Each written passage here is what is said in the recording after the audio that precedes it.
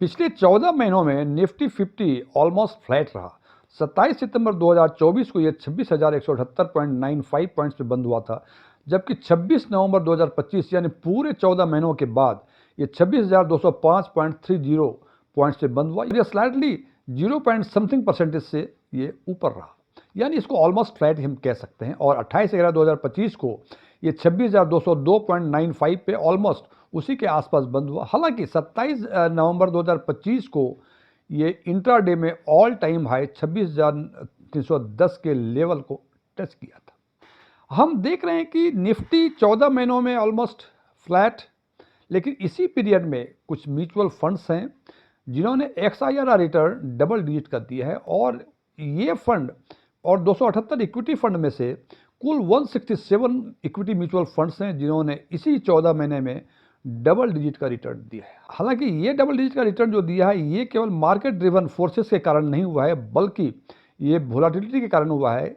जबकि market dip होता है वोलेटिलिटी में, तब हमें अधिक यूनिट्स परचेस करने का, अधिक यूनिट्स एक्यूमुलेट करने का अपॉर्चुनिटीज मिलती है, और इस कारण से ये XIR डबल डिजिट में आ गया है।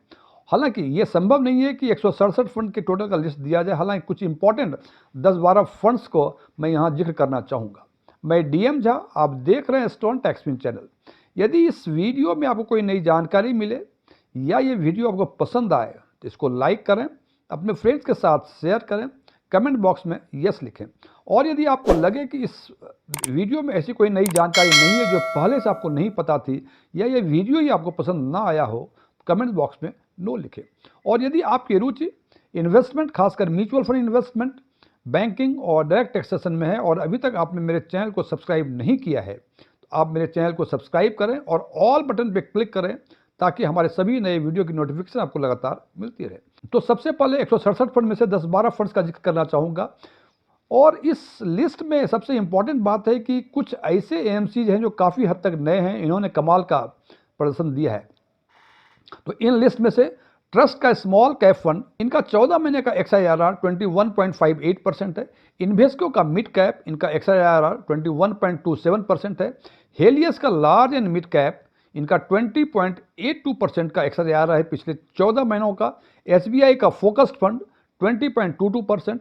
हेलियस का फिर फ्लैक्सी कैप फंड 17.60%।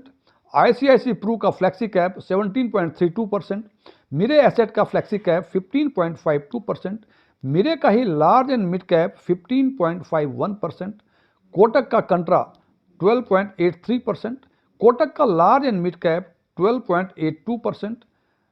पारिक का फ्लैक्सी कैप फंड 10.78%। और एक्सिस का मिड कैप 10% का XIRR इन्होंने पिछले महीने में दिया है।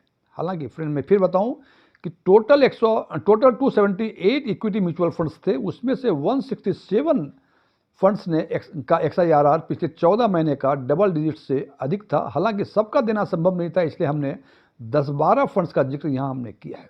ध्यान रखें कि ये सारे परफॉर्मेंस पास्ट परफॉर्मेंस हैं, और पास्ट परफॉर्मेंस कोई गारंटी नहीं देता है कि फ्यूचर में भी ये परफॉर्मेंस को रिपीट करेगा। इसलिए यदि आप SIP मोड ऑफ इन्वेस्टमेंट के थ्रू इन्वेस्टमेंट म्यूचुअल फंड में कर रहे हैं और चाहते हैं कि आपको ठीक ठाक कॉर्पस में ठीक ठाक रिटर्न मिले, तो इसके लिए बेहतर है कि आप SIP को कंटिन्यू लंबे समय तक करें, और यदि संभव हो तो स्टेटअप मॉडल जो SIP का है उसको यूज़ करें। ये मेरे विचार थे, मेरे विचारों से सहमत होना कोई ज़रूरी नहीं है। यदि आप मेरे विचारों से सहमत हैं तो कमेंट बॉक्स में एग्रीड लिखें, और यदि मेरे विचारों से आप सहमत नहीं हैं, कमेंट बॉक्स में जाके नॉट एग्रीड लिखें। Thank you.